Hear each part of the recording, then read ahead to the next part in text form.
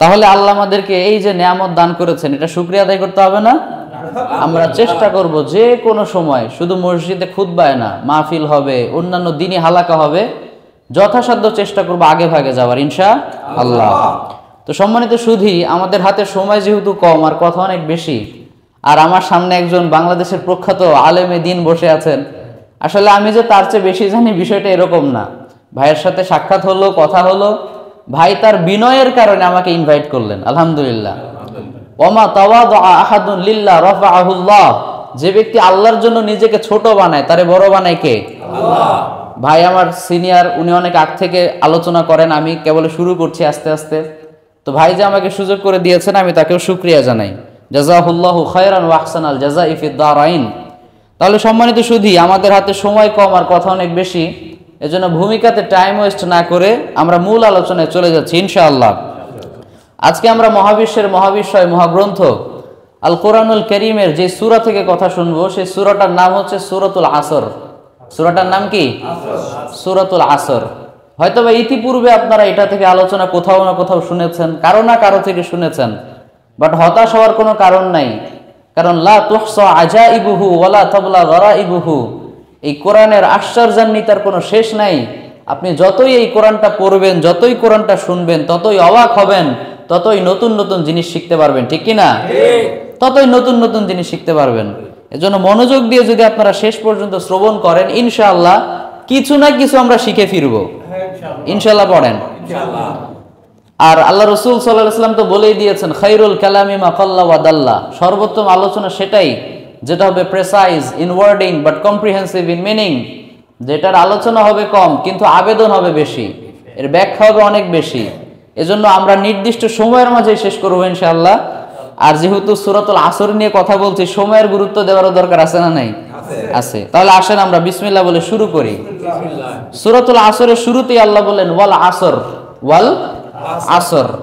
এই যে ওয়াও শব্দটা শুরুতে এসেছে, এটা হচ্ছে আরবি ব্যাকরণ অনুযায়ী ওয়াও আল কাসামিয়া, মানে শপথ করার জন্য এই শব্দটা ব্যবহার হয়। এরকম আরো অনেকগুলো হরফ আছে, কিন্তু তন্মধ্যে একটা হচ্ছে ওয়াও, এটা শপথের জন্য ব্যবহার হয়, কসমের জন্য ব্যবহার হয়।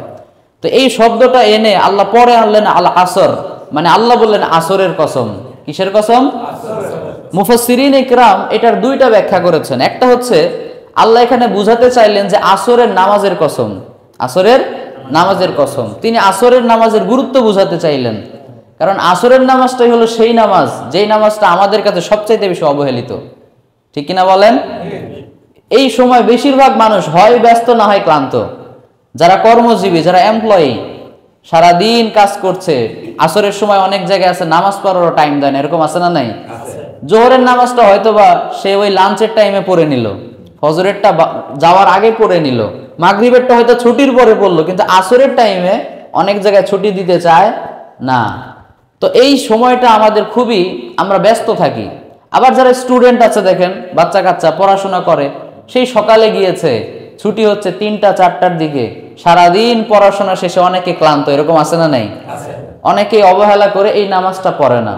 এজন্য পবিত্র কোরআনে আল্লাহ বলেছেন, হাফিযু আলা সলাওয়াতি ওয়াস সালাতিল উসতা ওয়া কুমু লিল্লাহি কানিতিন। আল্লাহ বললেন প্রত্যেকটা নামাজকেই হেফাজত করো, স্পেশালি আসরের নামাজটাকে হেফাজত করো। তো আল্লাহ এখানে ওয়াল আসর দ্বারা বুঝিয়েছেন আসরের নামাজের কসম, এটাকে আল্লাহ গুরুত্ব দিয়েছেন। এটা হচ্ছে ১ নম্বর ব্যাখ্যা। ২ নম্বর ব্যাখ্যা হচ্ছে মুফাসসিরিন ইকরাম বলেছেন যে ওয়াল আসর শব্দের অর্থ হচ্ছে সময়ের কসম। কিসের কসম? কারণ ইসলামে সময়ের গুরুত্ব আছে না নাই? অবশ্যই আছে, অনেক বেশি। আপনি জোহরের ওয়াক্তে যদি নামাজ না পড়ে ওই নামাজটা আসরের সময় পড়েন, হবে? আবার আপনি সূর্য অস্ত চলে গিয়েছে, আপনি এর ১ মিনিট পরে যদি আসরের নামাজ পড়েন, হবে? হবে না। সময়ের কাজ সময়ে করতে ইসলাম আমাদেরকে শেখায়। এজন্য আল্লাহ বললেন ওয়াল আসর, মানে সময়ের কসম, সময়ের কসম। আল্লাহ সময়ের গুরুত্ব বুঝালেন। এজন্য আমরা যারা মুসলমান বলে নিজেকে দাবি করি, আমাদেরও সময়ের গুরুত্ব দেওয়ার দরকার আছে না নাই? প্রত্যেকটা সেকেন্ডের আমরা গুরুত্ব দিব ইনশাআল্লাহ। আমরা যতক্ষণ সময় পাবো, ফ্রি টাইম পাবো, আমরা প্রত্যেকটা সেকেন্ডকে ধরে ধরে আমাদের জীবনটাকে আল্লাহর জন্য উৎসর্গ করতে চাই ইনশাআল্লাহ। এখানে আরেকটি কথা না বললেই না, আল্লাহ এখানে সময়ের কসম করেছেন, তাই বলে কি আমরা সময়ের কসম করতে পারবো? কথা বলেন, পারবো? মান হালাফা বিগাইরিল্লাহি ফাকাদ আশরাক।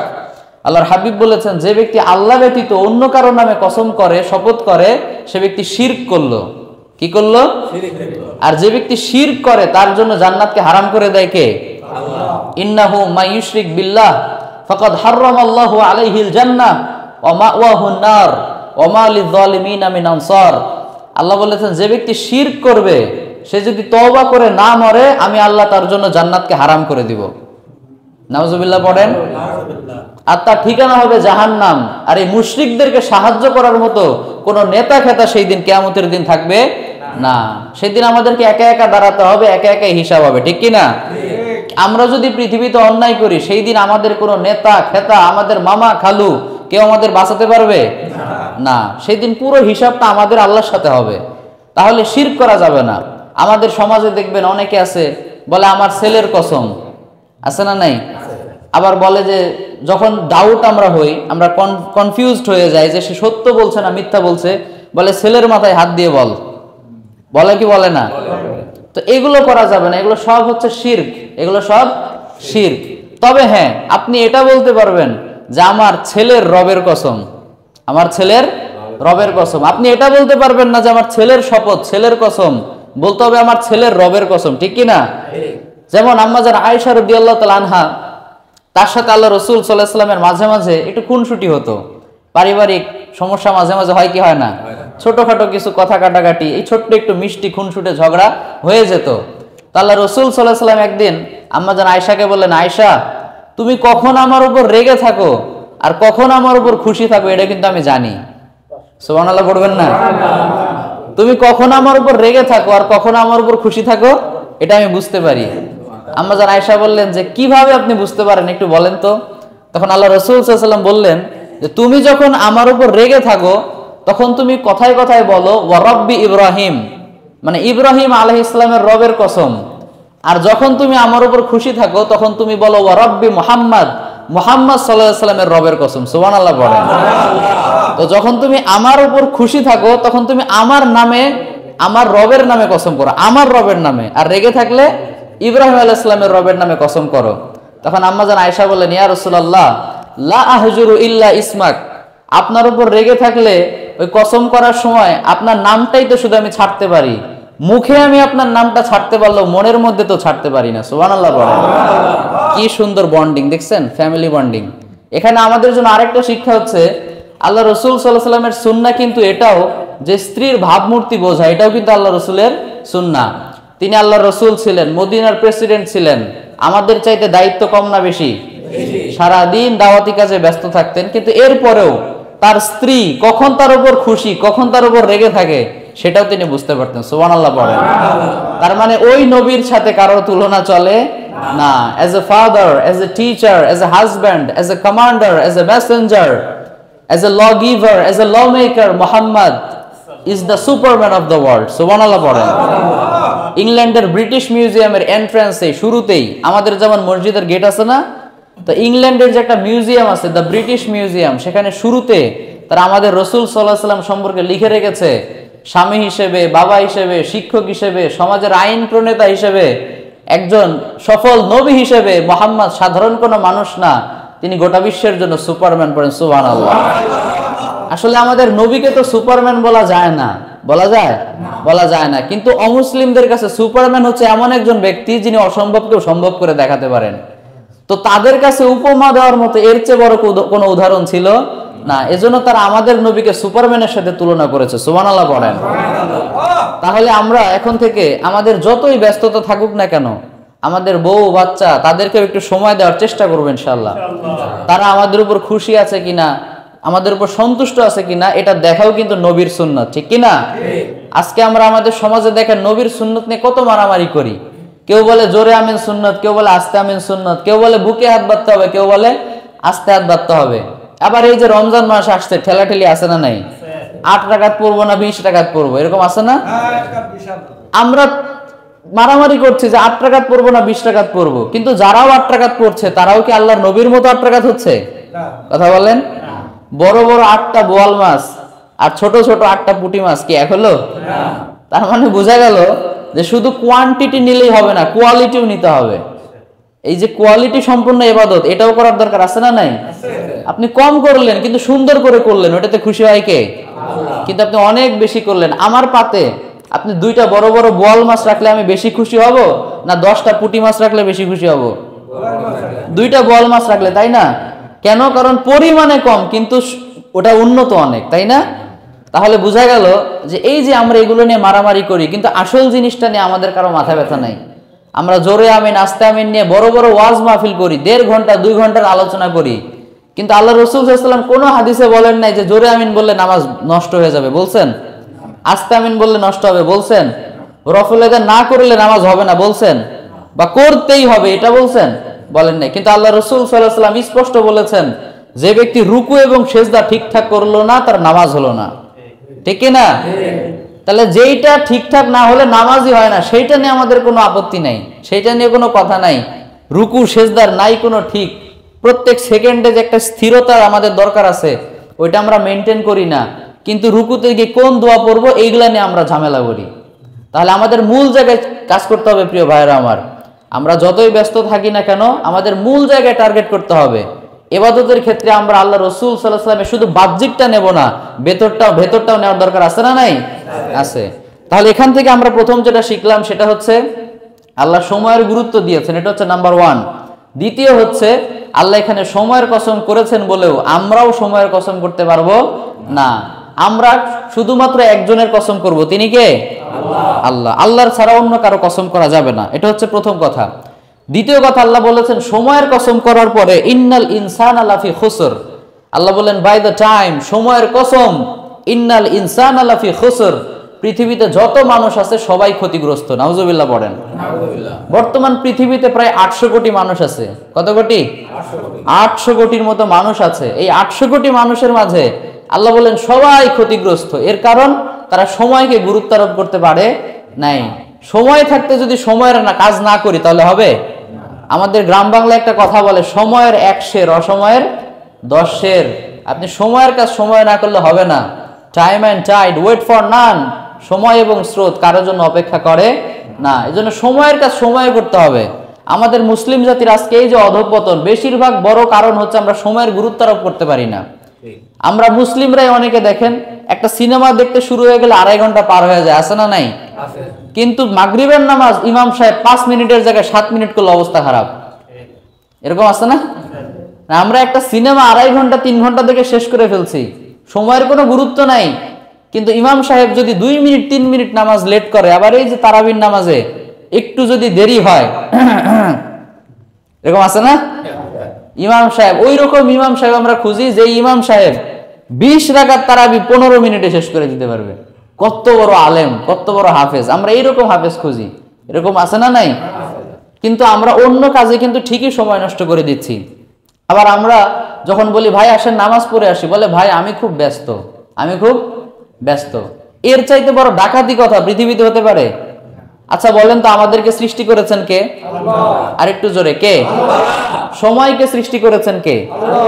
তাহলে আমাদেরকেও যে আল্লাহ সৃষ্টি করলেন, যে আল্লাহ সময়কেও সৃষ্টি করলেন, ইভেন ডেইলি আমাদেরকে 24 ঘন্টা করে সময় আল্লাহ ফ্রিতে দিলেন, সেই আল্লাহর জন্য আমাদের সময় নাই? কত বড় নিমক হারাম আমরা! যে আল্লাহ আমাকে সময় দিলেন সেই আল্লাহর জন্যই নাকি আমাদের সময় নাই। আল্লাহ আমাদেরকে হেদায়েত দান করুক, আমরা পড়ি আমিন। সময় ঠিকই আছে, আসলে আমরা প্রায়োরিটি দিতে জানি না। কেউই পৃথিবীতে ব্যস্ত না, পৃথিবীতে কেউই ব্যস্ত না।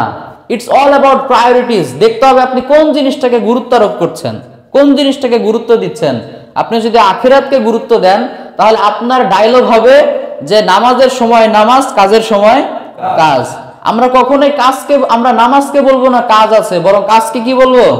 আমার নামাজ আছে। আমার জন্য আখিরাতটাই শ্রেষ্ঠ, আখিরাতটাকে আমাকে প্রায়োরিটি দিতে হবে।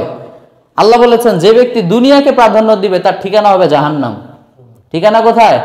জাহান্নাম। আর যে ব্যক্তি আখিরাতকে প্রায়োরিটি দিবে, প্রাধান্য দিবে, তার ঠিকানা কোথায় হবে? জান্নাত। তাহলে আমরা কি দুনিয়াকে প্রাধান্য দিব না আখিরাতকে? আখিরাতকে। আমরা সময়ের গুরুত্ব আরোপ করবো ইনশাআল্লাহ। তাহলে এই যে 800 কোটি মানুষের মতো আল্লাহ বললেন সবাই ক্ষতিগ্রস্ত, এটা বলার পরে আল্লাহ বললেন তবে 4 শ্রেণীর ব্যক্তি আছে পৃথিবীতে যারা ক্ষতিগ্রস্ত নেই। সুবহানাল্লাহ পড়েন। এখন এই 4টা গুণাবলী আমরা যদি আমাদের নিজেদের মাঝে অ্যাপ্লাই করতে পারি, ইমপ্লিমেন্ট ঘটাতে পারি, তাহলে আল্লাহর পরিভাষা অনুযায়ী আমরা ক্ষতিগ্রস্ত হব না। আপনার বিজনেসে লস মানে আসল লস না, আপনি টাকা পয়সা নষ্ট হয়ে গিয়েছে তার মানে আপনি আসল লস না, বরং আপনি যদি পরকালে জান্নাত না পান তাহলে আপনি আসল লস, ঠিক কি না? এই লসের কোনো সমাধান হবে না। পৃথিবীতে বিজনেসে আপনি লস করেছেন, আবার নতুন করে সফল হওয়ার চান্স আছে না নাই?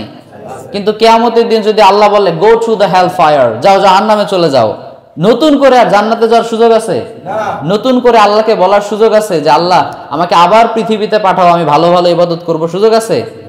কিয়ামতের দিন অবশ্য অনেকে বলবে যে রব্বির জিউন লাআল্লি আমালা সালিহান ফীমা তারাক, আল্লাহ পৃথিবীতে আর একবার পাঠাও, একটা চান্স। কয়টা চান্স? কয়টা চান্স?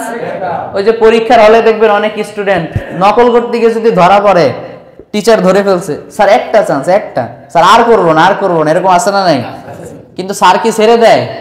স্যার ছেড়ে দেয় না, কারণ স্যার হারে হারে চেনে যে তুমি কোন জিনিস। তো আল্লাহকে যখন জাহান্নামীরা বলবে রব্বির জিউন, আল্লাহ আর একটা চান্স, আর একবার পৃথিবীতে পাঠাও, এইবার আমি সবচেয়ে ভালো মানুষ হব, তুমি যা বলবা সব করব, তোমার কথার বাইরে যাব না। তখন আল্লাহ বলবেন কাল্লা ইন্নাহা লাকালিমাতুন কাইলুহা, তোমার এই কথা, এটা তো একটা কথার কথা মাত্র, এটা কথার কথা মাত্র, তোমারে আমি বানাইছি আমি জানি না? এক জীবনে যদি তুমি নিজেরে ভালো বানাইতে না পারো, 1000 জীবনে তুমি ভালো হবে না, ঠিক না? একটা জীবন, পুরো একটা 60-70 বছরের জীবন তোমাকে দিয়েছিলাম, এত বছর জীবনে যখন তোমার হুঁশ হয় নাই, তোমার 60-70 বার আমি জন্ম দিলেও, সৃষ্টি করলেও তোমার হুঁশ হবে না। তাহলে আমরা এই 4টা গুণাবলী পৃথিবীতে থাকতে অর্জন করতে হবে, যাতে করে আমরা মরার পরে জান্নাত পাই। এই 4টা গুণাবলী আমরা জানবো এবং নিজেদের মাঝে অ্যাপ্লাই করার চেষ্টা করবো ইনশাআল্লাহ। আমি সংক্ষেপে একটু বলে যাচ্ছি। প্রথম যে গুণাবলী সেটা হচ্ছে ইল্লাল্লাযীনা আমানু, মানে আমাদেরকে ঈমানদার হতে হবে, বিশ্বাসী হতে হবে। কারণ বিশ্বাসে মেলায় বস্তু, তর্কে বহুদূর। আপনি তর্ক করতে থাকলে জীবনে শেষ হবে না, বিশ্বাস করলে খালাস।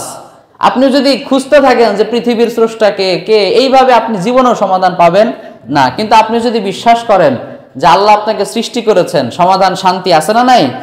আছে। যারা দেখবেন এক আল্লাহতে বিশ্বাস করে না, যারা এক আল্লাহকে সেজদা করে না, পৃথিবীর অনেক কিছুকেই ওদের সেজদা করতে হয়, তাই না? কিন্তু আমরা এক আল্লাহকে সেজদা করার কারণে আল্লাহ ছাড়া কারো সামনে আমাদের মাথা নত করতে হয় না। যারা আল্লাহ বিশ্বাস করে না, ওরা দেখবেন সাপ দেখলেও ভয় পেয়ে যায়, গাছের সামনে গিয়েও নমস্কার জানায়, গাভী দেখলেও অনেক বড় কিছু মনে করে। কিন্তু আমরা এরকম না, আমরা একজনের সেজদা করি, ফলে দুনিয়ার কারো সামনে আমাদের মাথা নত করতে হয় না। আমরা একজনেরই ভয় করি, তিনি কে? আল্লাহ বললেন ফালা তাখাফুহুম ওয়া খাফুনি ইন কুনতুম মুমিনিন, যদি বিশ্বাসী হয়ে থাকো তাহলে ভয় করো শুধু আমাকে, আমি ছাড়া আর কাউকে ভয় করো না। কারণ মৃত্যুর ফয়সালা জমিনে হয় না, মৃত্যুর ফয়সালা আসমানে, আর সেই ফয়সালা করেন একজন, তিনি কে? আল্লাহ যদি আপনার ভাগ্যে কিছু লিখে রাখে, পৃথিবীর সবাই মিলে চেষ্টা করেও সেটা কেড়ে নিতে পারবে? আর আল্লাহ যদি আপনারা কিছু না দিতে চায়, পৃথিবীর সবাই মিলে চেষ্টা করেও আপনারা দিতে পারবে? পারবে না। এজন্য ওই আল্লাহতে বিশ্বাস রাখতে হবে যে আল্লাহ আমার স্রষ্টা। যারা নাস্তিক তারা আল্লাহ বিশ্বাস করে না। আমরা একটা ঘড়ি দেখলে বিশ্বাস করি কি করি না যে এর একটা কোম্পানি আছে? কথা বলেন। আমি যদি বলি এই যে ঘড়িতে ব্যবহার হয়েছে, এই যে চামড়া ব্যবহার হয়েছে, স্টিল ব্যবহার হয়েছে, আমি যদি বলি এগুলো একা একা এসে এটা তৈরি হয়ে গিয়েছে, আপনারা কেউ মানবেন? এই যে মেম্বারটা, এটার একজন তৈরি করেছে, এরকম আছে না নাই? আমি যদি বলি এমনি এমনি গাছ ফেড়ে ওখান থেকে আপনার কাঠ বের হয়ে একা একা সুন্দর হয়ে মেম্বার তৈরি হয়ে গেল, এটাকে বিশ্বাস করবেন? তাহলে পুরো মহাবিশ্ব একা একা সৃষ্টি হয়ে গেল। যারা বলে ওদের চেয়ে বড় গাঞ্জাখোর পৃথিবীতে কেউ আছে? গাঞ্জাখোরেরও তো একটা কোয়ালিটি আছে, ওরা ডেট এক্সপায়ার হওয়া গাঞ্জা খাইছে, ঠিক কিনা? একটা পৃথিবী এমনি এমনি চলছে, প্রত্যেকদিন সময় মতো সূর্য ওঠে, সময় মতো সূর্য ডুবে যায়। আরে এক দেশে 2 প্রধানমন্ত্রী হলেই তো দেশের অবস্থা 12টা বাজবে, ঠিক কিনা?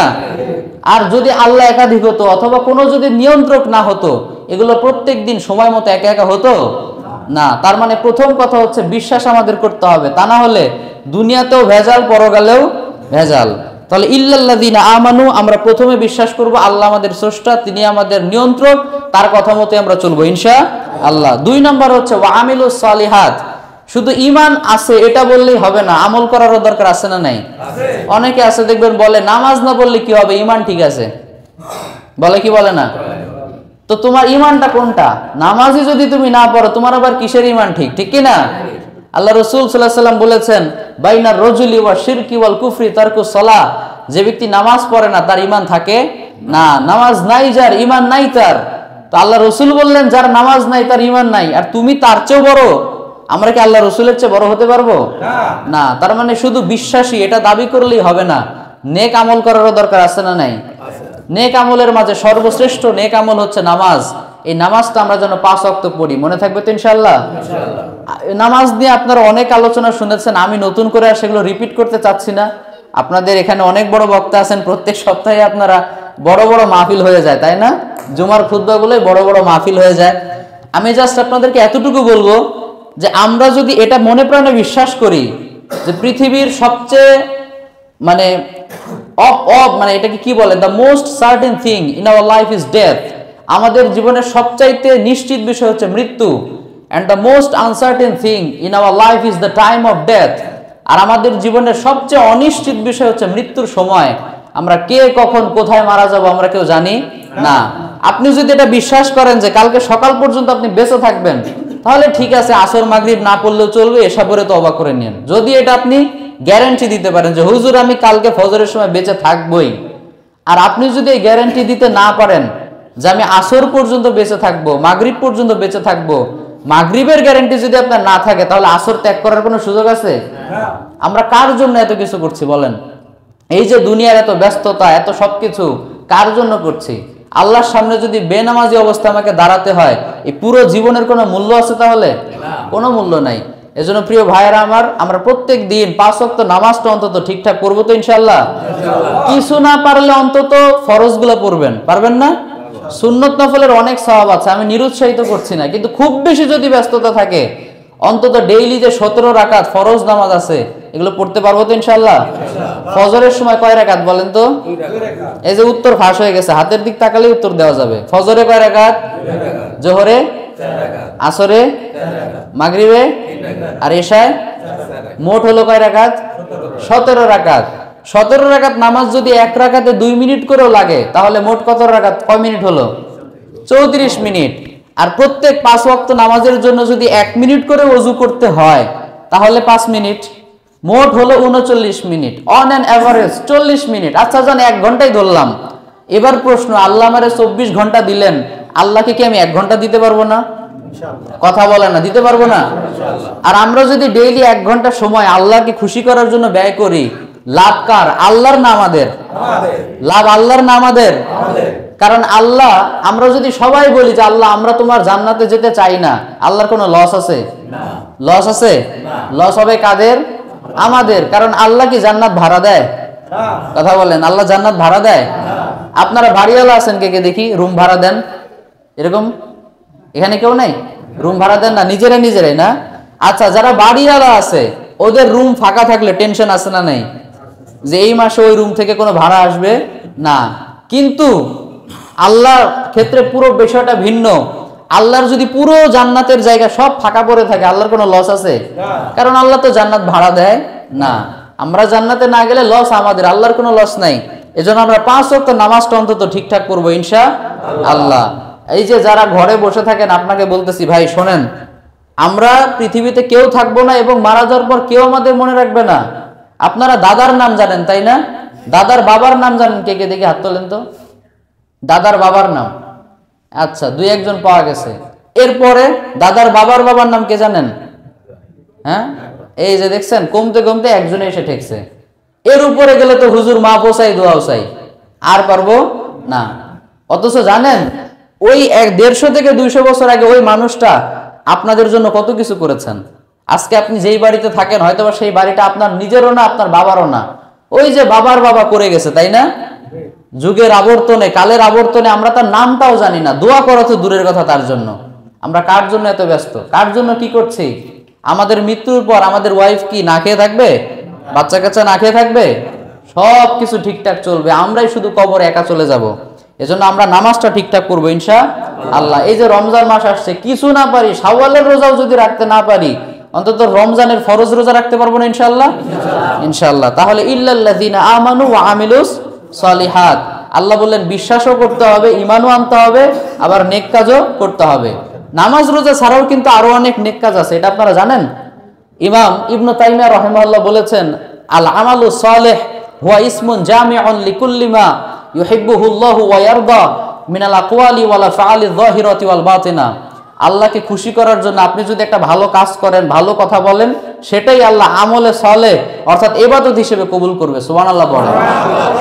সেই দৃষ্টিকোণ থেকে আপনি যদি রাস্তায় হাঁটার সময় আল্লাহকে খুশি করার জন্য একটা কষ্টদায়ক জিনিস সরিয়ে দেন, সেটাতেও সওয়াব আছে না নাই? আছে। এজন্য আমরা রাস্তায় যদি হাঁটতে হাঁটতে কখনো দেখি যে কষ্টদায়ক কোনো বস্তু পড়ে আছে, একটা বোতল পড়ে আছে, একটা কলার ছোলা পড়ে আছে, এগুলো তো অনেক অ্যাক্সিডেন্ট করে না, স্লিপ করে? আল্লাহর জন্য আমরা যদি সেটা সরিয়ে দেই, সওয়াব দিবেন কে? আল্লাহ। আচ্ছা, একটা ক্যালকুলেশনে আসেন, আপনি রাস্তায় হাঁটছেন, রাস্তায় একটা কলার ছোকলা না কি বলেন আপনারা? হ্যাঁ, চোচা, কলার চোচা পড়ে আছে, এটা স্লিপ করলে অনেকে অ্যাক্সিডেন্ট করতে পারে। আপনি এখন আল্লাহর জন্য সরিয়ে দিলেই তো সওয়াব, তাই না? এই বিষয়ে সবাই একমত। তো এই সওয়াবটা অর্জনের জন্য তো আপনাকে গোসল করতে হবে নাকি? হ্যাঁ, ওযু করতে হবে না? মাথায় টুপি তো লাগবে, না হলে সওয়াব নাই। আছে? আল্লাহু আকবার।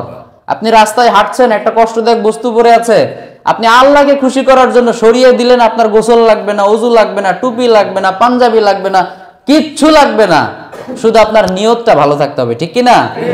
আল্লাহকে আপনি খুশি করতে চান, এই নিয়তটা যদি আপনার থাকে, সাথে সাথে আপনার ব্যাংক অ্যাকাউন্টে আল্লাহ সওয়াব জমা করে দিবেন। সুবহানাল্লাহ। শুধু তাই না, আপনি যদি আল্লাহকে খুশি করার জন্য মুসলমান ভাইদের সাথে সাক্ষাৎ আপনি যখন করেন, একটা মুস্কি হাসিরও বিনিময় করতে পারেন, এতেও সওয়াব আছে না নাই? আছে। আল্লাহ রাসূল বলেছেন যে তাবাসসুমুকা ফি ওয়াজহি আখিকা সাদাকা, your smile to your brother it's a charity. তোমার ভাইয়ের সাথে সাক্ষাতে তুমি এই যে মুস্কি হাসি দাও, এটা সাধারণ কোনো কাজ না, এর বিনিময়েও তোমার আমলনামায় আল্লাহ সওয়াব দিয়ে দেয়। সুবহানাল্লাহ। তাহলে আজকে থেকে আমরা যখন কারোর সাথে সাক্ষাৎ করব, মহিলা মানুষ না, আবার বক্তব্য ভুল বোঝা যাবে না, হাসতে হবে তার দিকে তাকিয়ে যার দিকে তাকানো যায়, ঠিক কি না? আপনি একটা মুসলমান ভাই অথবা অমুসলিম হলেও সমস্যা নাই, রাস্তা দিয়ে হাঁটছেন, একটা সালাম দিয়ে আপনি শুধু একটা মুস্কি হাসি দিবেন। কি দিবেন? মুস্কি হাসি দিবেন, সাথে সাথে আপনার আমলনামায় সওয়াব দিয়ে দিবে কে? আল্লাহ। এজন্য হাসবেন। হাসতে টাকা লাগে না, টাকা লাগে নাকি? না। সদকা করতে টাকা লাগে, মুস্কি হাসতে টাকা লাগে না। আপনারা হাসেন তো?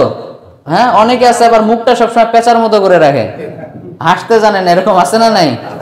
কি যে কষ্ট, কি যে দুঃখ, কি যে জ্বালা, ও আর ওর আল্লাহ ভালো জানে। না, এরকম করবেন না, হাসতে টাকা লাগে না, মুস্কি হাসবেন। কই দেখি সবাই একটু হাসেন তো, একটু হাসিয়ে দিয়ে যাই। দেখছেন, আলহামদুলিল্লাহ, ভালো লাগতেছে না এখন? আপনার যদি অনেক রোগও থাকে, আপনি যদি হাসি খুশি থাকেন, দেখবেন আপনার মেজাজটা ফুরফুরে লাগবে। আর আপনি যতই সুস্থ থাকেন না কেন, মুখটা যদি এরকম বেজার করে রাখেন, দেখবেন কেমন যেন শরীরটা অসুস্থ অসুস্থ লাগে, তাই না? এজন্য সবসময় হাসি খুশি থাকবেন। মেডিকেল সায়েন্সের পরিভাষায় laughter is the best medicine. হাসি খুশি থাকার চাইতে বড় মেডিসিন পৃথিবীতে হতে পারে না। আপনি হাসি খুশি থাকবেন। লাইফ ইজ ভেরি শর্ট, ছোট্ট একটা জীবন, কি পেলাম না হিসাব করার টাইম নাই। আমি প্রায় একটা কথা বলি যে আমাদের হাতে সময় এত কম যে মন খারাপ করে থেকে সময় নষ্ট করার সময় আমাদের হাতে নাই। রিপিট, আমি আবারও বলছি, আমাদের হাতে সময় এত কম যে মন খারাপ করে সময় নষ্ট করার সময়টাই আমাদের হাতে নাই, ঠিক কি না? এত সময় কম। আমরা পৃথিবীতে খালি হাতে এসেছি, আবার খালি হাতে চলে যাবো, এটাই তো নিয়ম। কি পেলাম সেটার জন্য শুকরিয়া করব, যেটা পাইনি ধৈর্য ধারণ করব, মরার পরে পাবো ইনশাআল্লাহ। তাহলে এটাও একটা ইবাদত। তাহলে ইল্লাল্লাযিনা আমানু ওয়া আমিলুস সালিহাত, ঈমান ঠিক রাখতে হবে, এরপর নেক কাজ করতে হবে, ওয়া তাওয়াসাউ বিল হক, এবং আপনি যে আমলগুলো করেন শুধু নিজের মাঝে সীমাবদ্ধ রাখবেন না, বরং বাল্লিগু আন্নি ওয়ালাউ আয়া, আপনি যেটাই জানেন সেটাই অন্যদের মাঝে প্রচার করবেন ইনশাআল্লাহ। যে বেশি জানে সে বেশি জানবে। এই যে আমাদের হুজুর, উনি প্রত্যেকদিন মাহফিল করছে, আলোচনা করছে, ওনাকে আল্লাহ বেশি জ্ঞান দিয়েছে, উনি বেশি জানাচ্ছে। আপনি শুধু শিখেছেন লা ইলাহা ইল্লাল্লাহ মুহাম্মাদুর রাসূলুল্লাহ, আপনি ওইটার দাওয়াত দিবেন।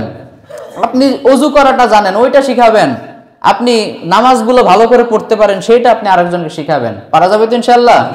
ওয়া তাওয়াসাউ বিস সবর, তবে এই যে ভালো কাজের আদেশ করবেন, অসৎ কাজের নিষেধ করবেন, এগুলো করতে গেলে আবার বাধার সম্মুখীন হওয়ার চান্স আছে না নাই? আপনি মানুষকে ভালো কথা বললে কিন্তু সবার ভালো লাগবে না। আপনি হকের দাওয়াত দিবেন, ভালো কথা বলবেন, আপনার উপর হামলা হতে পারে, আপনার বিরুদ্ধে মামলা হতে পারে, আপনাকে দেশ ছেড়ে বিদেশেও চলে যাওয়া লাগতে পারে, আবার বিনা অপরাধে যুগের পর যুগ জেলের মধ্যে পচে পচেও মরা লাগতে পারে, ঠিক কি না? তো হকের পথে দাওয়াত দেওয়া এতটা সহজ না। এটা দাওয়াত দিতে গেলে, ইসলামের কথা বলতে গেলে আপনাকে অনেক বাধার সম্মুখীন হতে হবে, ফেস করতে হবে এগুলো আপনাকে, কিন্তু ধৈর্য ধারণ করতে হবে।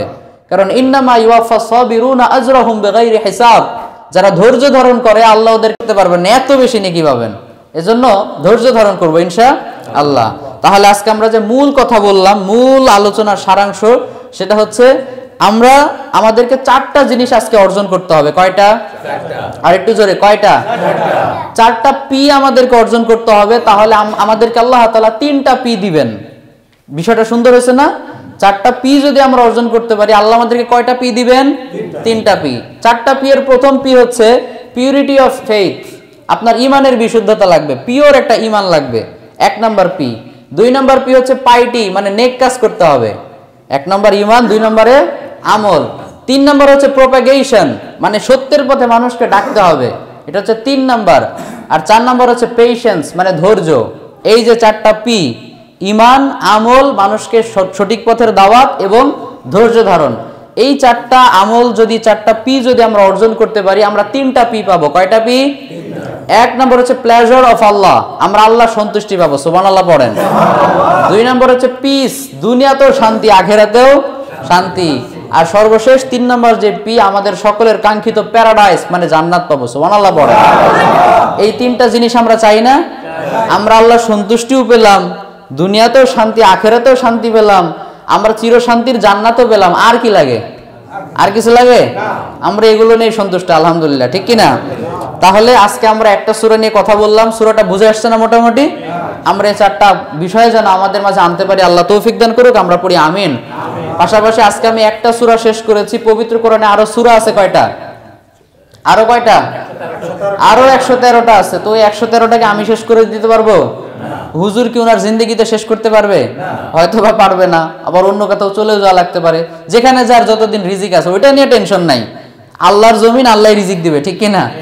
তো এটা নিয়ে টেনশন নাই। কে কোথায় কতদিন আছে আমরা কেউ জানি না।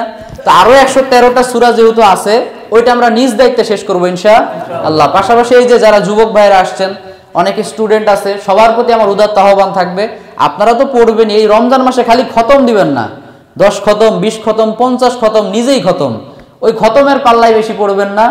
হয়তোবা পুরো রমজানে একবারই খতম দিলেন, কিন্তু অর্থটা বোঝার চেষ্টা করবেন, আল্লাহ কি বলেছেন, কি কি মেসেজ এই কোরআনে আল্লাহ আমাকে দিয়েছেন, ওইটা জানতে হবে। কারণ এই কোরআনটা তো শুধু আল্লাহ তেলাওয়াত করার জন্য দেন নাই, ঠিক কি না? এটা বোঝার জন্য নাজিল করা হয়েছে। যুবক ভাইদেরকে আমি বলবো, আপনারাও পড়বেন, স্পেশালি কেউ যদি সায়েন্সের স্টুডেন্ট থাকেন, আপনারা পড়বেন। এই কোরআনে cosmic symbols, natural phenomena, scientific indications Allah ভরপুর করে রেখেছেন। সায়েন্সের একটা বড় এলিমেন্ট হচ্ছে লোহা। কি? লোহা। লোহা ছাড়া কিছু হয়? কিছু হয় না। এই ফিজিক্সের সবচেয়ে গুরুত্বপূর্ণ এলিমেন্ট হচ্ছে লোহা। এই লোহা যেহেতু ফিজিক্সের সবচেয়ে গুরুত্বপূর্ণ উপাদান, আল্লাহ লোহার নামে একটা সূরা নাজিল করে দিয়েছেন, সুবহানাল্লাহ পড়েন। সূরাতুল হাদিদ, সূরাতুল হাদিদ, লোহার সূরা। তো এই সূরাটা কেউ যদি পড়ে, ওর ওই ফিজিক্স পড়তে হেল্প হবে না? কথা বলেন, হবে কি হবে না? হবে। তাহলে আমরা নিজেরাও কোরআন শিখবো, আমাদের সন্তানদেরকেও কোরআন শেখাবো ইনশাআল্লাহ। আল্লাহ আমাদের সবাইকে কথাগুলো বোঝার ও মানার তৌফিক দান করুক। আমরা সবাই পড়ি আমিন। হাযা